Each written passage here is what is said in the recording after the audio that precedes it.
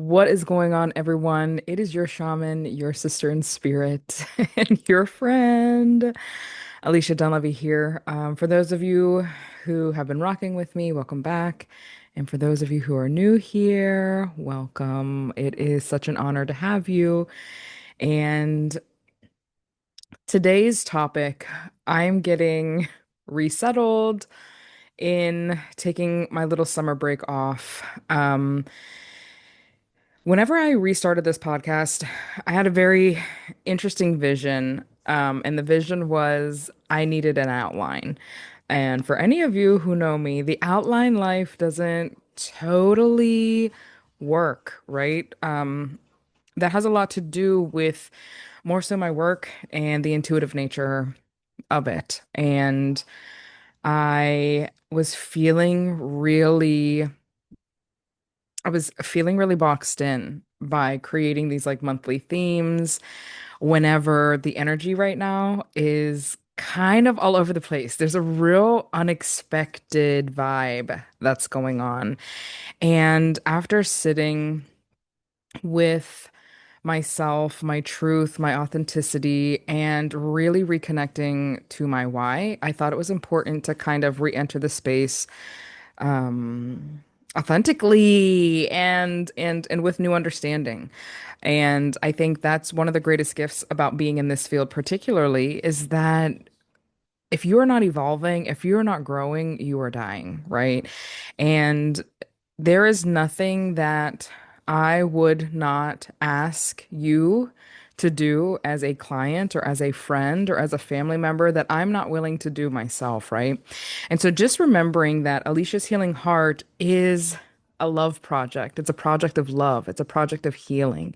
This is going back to like early 2000s like vlog type of podcast where I'm really going to be sharing a lot about some of the things that I've learned in my journey and provide them also in a format where they can be teachable lesson plans.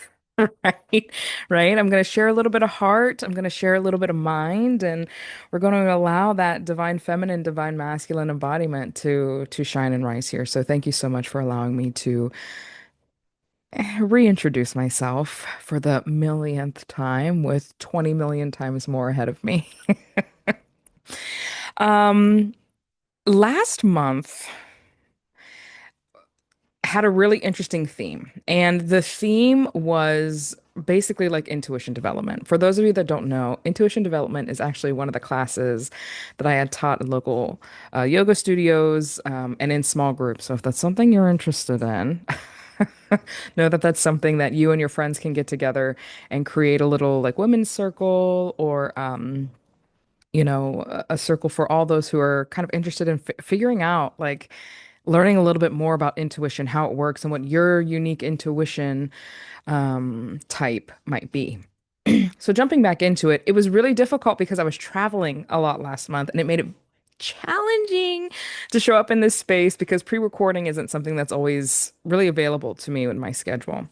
So I was kind of bummed that I really wasn't able to talk to you guys about a topic that is always piqued an interest of mine and that I find piques interest in a lot of people, which is what is intuition? How does it work? Like, how do I know what mine is?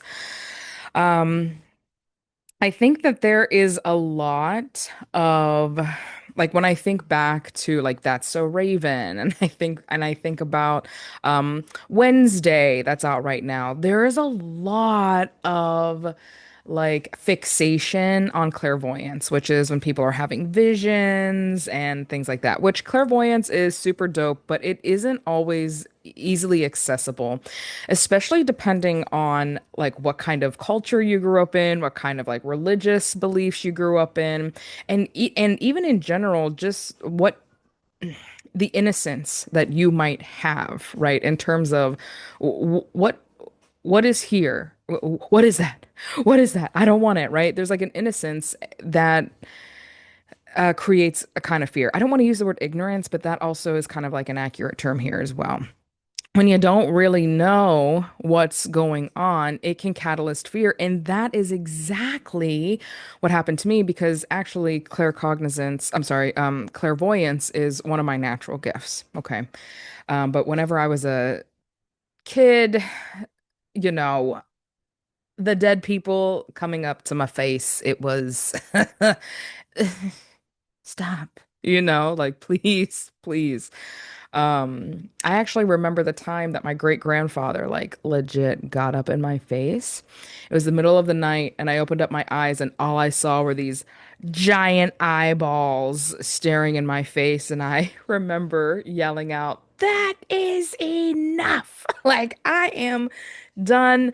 I'm turning it off. You're not allowed to approach me like this anymore. Like, I am so done with you."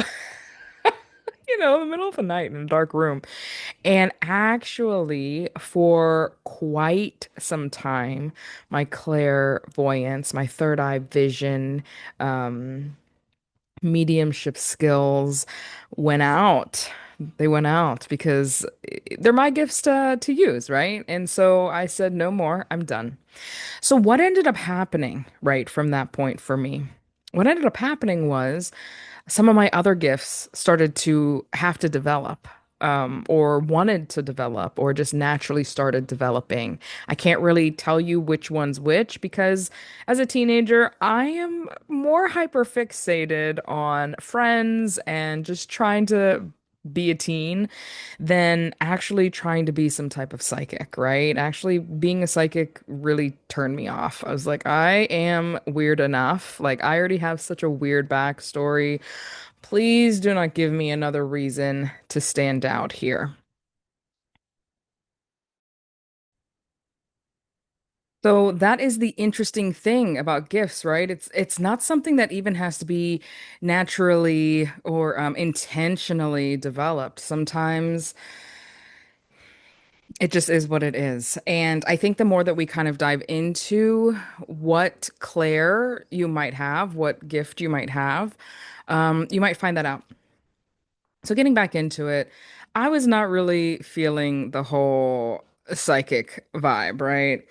And after so many years away from it, um, and actually taking the time to sit down and study the different psychic gifts, you discover that, or I discovered that even though my clairvoyance was not on, a lot of other things were. And they were things that didn't make me stand out. They were things that also were able to guide me in a way that was just as profound. So, for those of you who may not be a natural clairvoyant, that's something, oh, I want to have visions. Oh, I want to be like that. I promise you 150% that, pardon me, that every single expression of psychic gift is equally as profound, equally as important, and and miraculous. Because at the end of the day, it's all connecting us to all that is, you know, that sacred presence that is looking out for us, especially if that is the vibration that we are naturally tuned into, right? Okay, so let's get into it. What are the clairs? Okay, so we have Claire gustance, Claire aliens, which is like taste and smell. Okay, this is what happens whenever you get like a random whiff of somebody's perfume. I had somebody that I love dearly say, like, one time I was sitting in a space and I swore I smelled like an adult diaper, like an old person's home, and I just wanted to be like, hey, to the person next to me, like, hey, I hate to ask you this, but um, did your grandmother pass away? Like, was she actually in a home? Like, I feel like she might be here, okay? You might get a whiff of pie. There's so many. It's basically you'll get a smell of something that reminds you of somebody.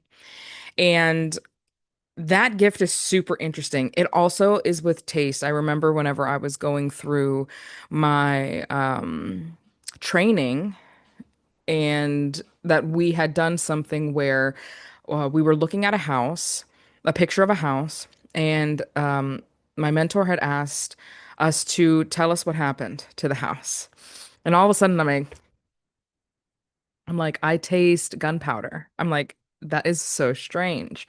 Okay, so you might get a little taste of something, a little taste of blood, a little taste of blood was so graphic, but a little taste of pie, a little taste of chocolate, oh, a little shot of whiskey or wine, somebody's favorite thing. Werther's for some reason, like a Werther's butterscotch is coming through for me. So if that is something that you are experiencing where it's like, I'm getting the sense, like the sense of taste and the sense of smell of something that isn't there, that is you experiencing those two specific gifts. Okay. From there, you get Claire empathy. Claire empathy is real hot right now. That's the one that I think a lot of people are leaning into. Um, and or just like naturally shifting into, and also claircognizance.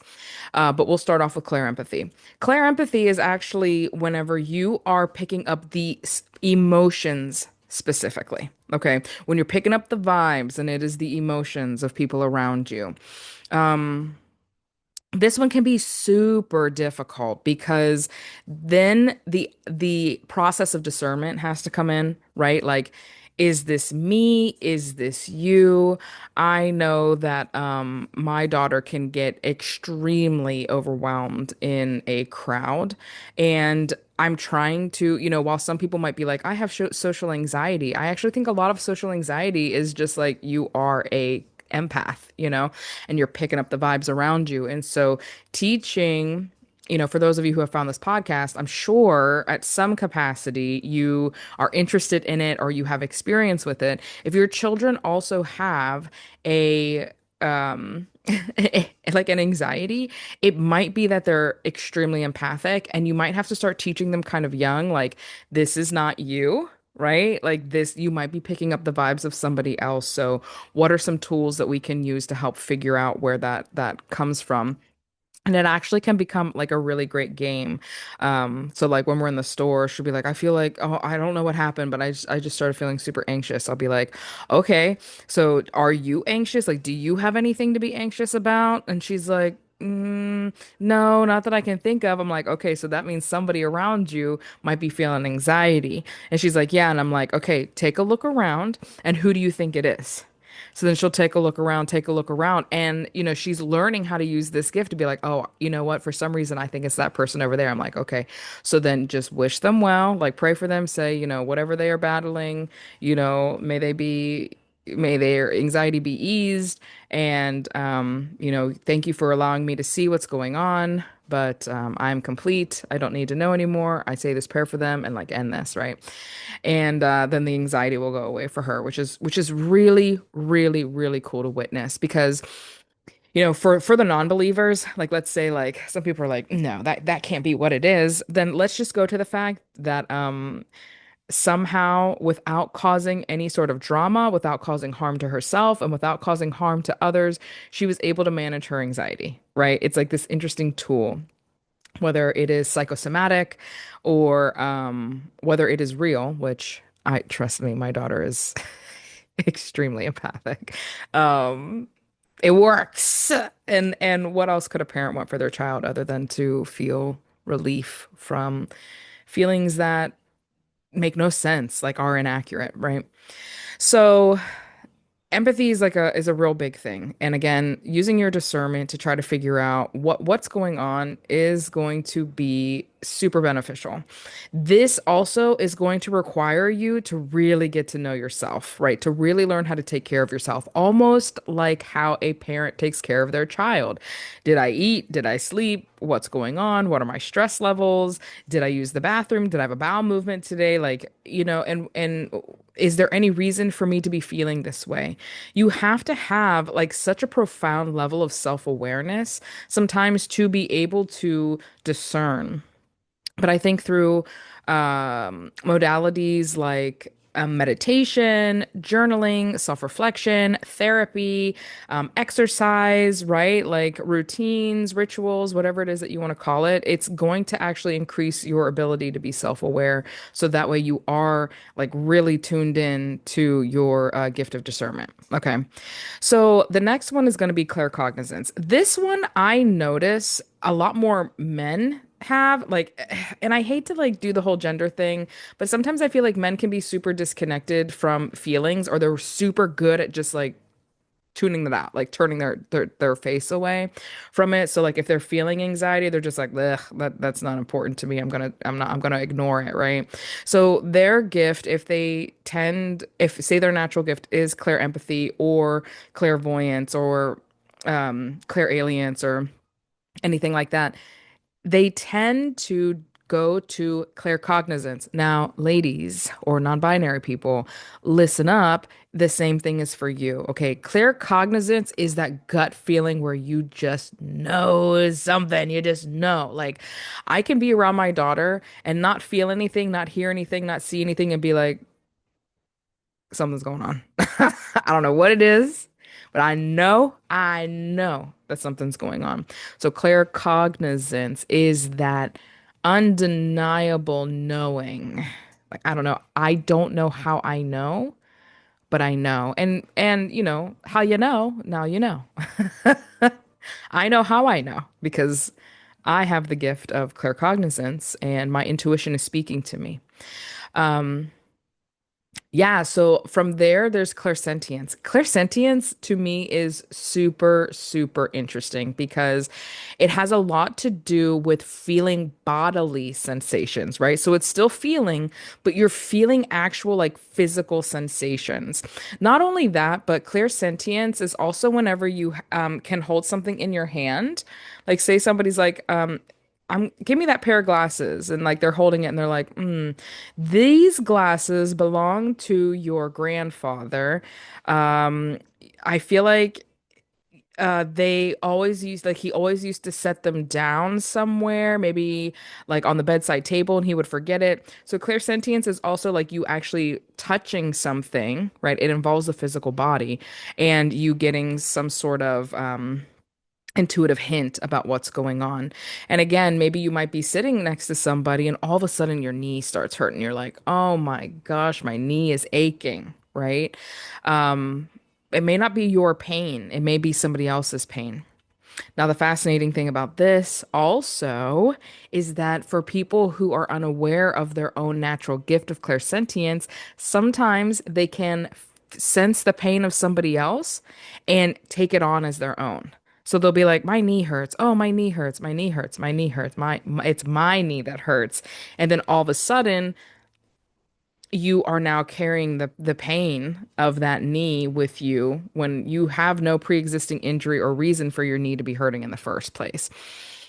So, you know, again, kind of doing that same practice with clear empathy, like, okay, why is my knee hurting all of a sudden? Does this belong to me? If it doesn't belong to me, who does it belong to? Um, it's so interesting because I was around somebody who had PCOS, and I was with them for around them for a really long time, and I started getting pain on my left ovary out of nowhere. Went and got scans done. Nothing was there. Nothing was there. Now, let's also take a step back and realize that sometimes the medical field doesn't pick everything up. But it has made me incredibly curious about how long I had been carrying somebody else's pain and how that has affected my mind-body connection, or maybe even manifested an illness that isn't necessarily mine, that maybe I had taken on from somebody else. Just a side thought, just a curiosity here, right? Like that's how we like to keep it. Um, of course, next we have your Claire audience. And yeah, Claire audience. It is when you hear things. Now, this goes in two ways. It's either like you hear something in your head, it's like the sound is in your head, or you are literally hearing it like with your own ears like that. Hi, right? or like a bell that's going off or a train that's going by, like you're hearing something, a horn, right? Like that's not there. These are all clairaudience experiences, and I really do find it interesting that for me personally, I also have developed my clairaudience. For me, don't let me hear it in real life. Like, please do not make it seem like I'm actually hearing it because that is like just let it happen to where it almost feels like it's a thought in my mind, okay? Almost like somebody's talking to me and I'm processing the words in my brain. Um There's clairvoyance, which you know is definitely the most popular one. We have the visions. These are this house is kind of be all is going to be where the dreamers are. So if you have like a lot of that's more of like a combo between the third eye and the crown chakra like mixed together, but it's where you do your dream walking, right? This is where you tend to have a lot of lucid dreams, or vivid dreams. There's also like some channeling vibes that come in through that. So if you are one of those people that go into a trance and like start to channel messages, that is also a form of intuition. I'm trying to think if there's anything else with clairvoyance. You know, that has a lot to do with like seeing auras. It also can do with seeing, people who have passed over. You also may get visions like in the moment, like that's a Raven thing that can happen. So these are kind of the essence of the basics of what having these like psychic abilities are. It's really hard because for me personally, it's like, oh, I'm a psychic, right? Honestly, each and every one of us have gifts, right? We have extra senses. To me, this isn't about you being anything that you aren't already. It's about you understanding that you have more senses than your sight, smell, taste, touch, like hearing. Like those are maybe the five main ones, but we also have extrasensory senses. And that's what these psychic abilities are. It's not like an ability, it's not, it's definitely something that you can strengthen or weaken, but it isn't something that is coming out of nowhere. It's an extension of you. You're just tapping into something beyond the main senses that when you're a kid, you just kind of focus on, right? You fixate on what you can see with your eye, what you can smell, what you can taste, what you can hear, what you can feel. Um, but when you start regulating your nervous system, um, you'll actually find out that you can tap into a lot more. And this is a no-brainer because, there are plenty of animals on this planet that can see different colors that we can't see, or that we can see colors that they can't see, right? There are plenty of dogs that can hear sounds that we can't hear. So again, this has a lot less to do with being woo woo or being imaginary, right? This has everything to do with understanding that we have the capability of actually experiencing different frequencies when we hone in on those skills and when we practice. So, yeah, this is kind of like the basic essence of what gifts are. I'm curious to find out what kind of gifts it is that you think that you have. I'm interested to see how this podcast, like just this episode, has maybe revisited something you've learned before, or maybe is teaching you something that you haven't learned before. And I'm also interested in which of the gifts maybe you are curious in exploring and developing yourself. So thank you so much for being here. You are so deeply appreciated and loved. And until next time. Take it easy. Bye.